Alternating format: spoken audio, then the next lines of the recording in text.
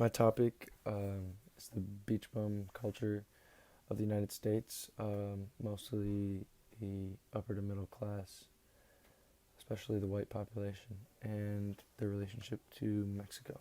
My main purpose, my topic, um, I was looking at two artifacts that represent Mexico from the perception of this parrot head beach bum point of view.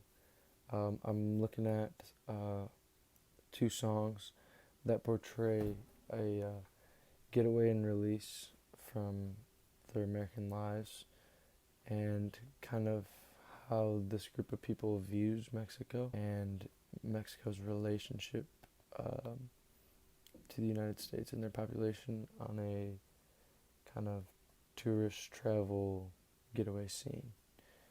So I looked at two songs that represented these and their relation to this niche. My first song that I looked at was Mexico by James Taylor, made in 1975. And then I looked at Gringo Lingo Street by Don Middlebrook. And the picture in the bottom right hand corner of the screen is an example of two hardcore parrot heads that are big fans of the kind of Jimmy Buffett community, which I'll be talking about next.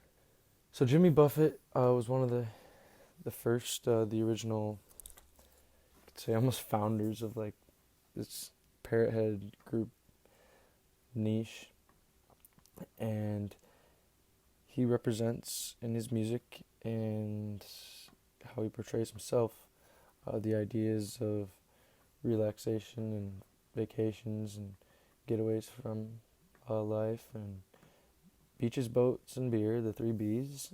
And he also kind of portrays the idea of not needing material possessions, even though he's a billionaire himself. And his followers, or the niche uh, that he usually attracts, or that follows him, is the parrot heads. And his inspiration, Jimmy Buffett inspires people to kind of follow along or go with this lifestyle that he is talking about in most of his music.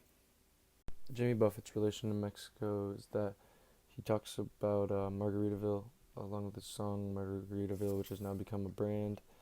It's now become a state of mind and a state of being, as he says.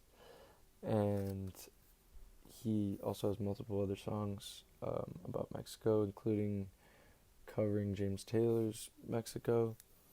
And he has his own tequila brand. And he likes to talk about traveling to Mexico. The first artifact that I had was the song Mexico by James Taylor. And on the screen, you can see some of the lyrics. He talks about running away from his gambling problem that he had in America.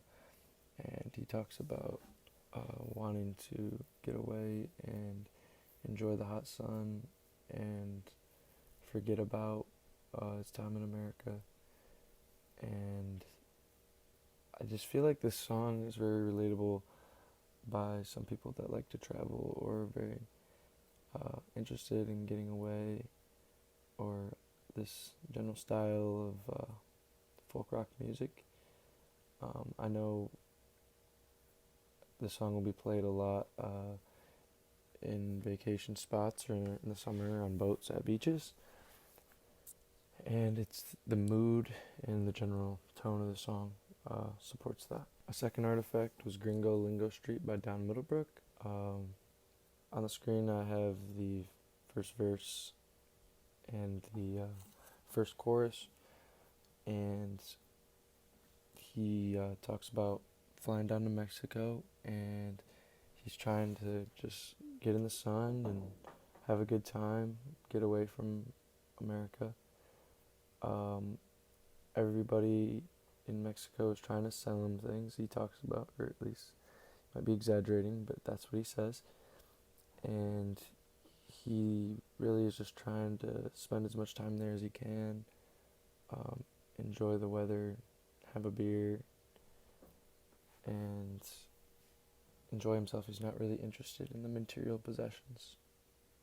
The tone of the song is very kind of calming and easygoing and happy, and I feel like it's very relatable to the experiences that um, Don's listeners would have um, when they go to Mexico, because this is very common in resort towns. Of like, it's very nice and you have a good time, and everyone's trying to sell you stuff, and some people buy the things and some people don't, and that's just kind of part of it. But that's not how all of Mexico is like, so it might misrepresent it a little bit, but it's very similar to the experience that many of the middle to upper class Americans might have in the resorts in Mexico. So, in this resort industry of Mexico, mainly because of the U.S.,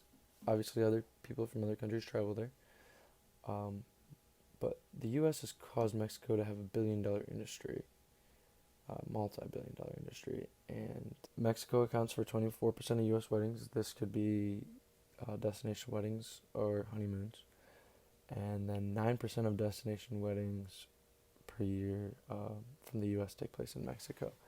And with the legalization of gay marriage in the U.S., Mexico is a very popular place for gay weddings, which has opened up a new market and made the industry even bigger than it was. Mexico is also a very popular spring break location with their all-inclusive resorts and their 18-year-old drinking age, for which I know high school seniors are interested in. So they've capitalized on this, and it is a booming industry and one of the biggest in the country. For further study on this topic, I would say look for other songs, because they're one of the most influential artifacts about this topic, and look for other artifacts than songs, such as advertisements or movies. And I think there's a lot more statistics to support the claim, especially with tourism and how Mexico and the U.S. are reliant upon each other. And this goes into looking at the symbiotic relationship between Mexico and the U.S.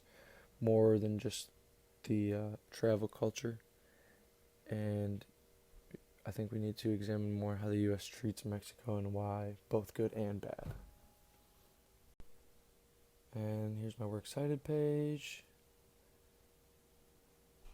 And then thank you all for watching.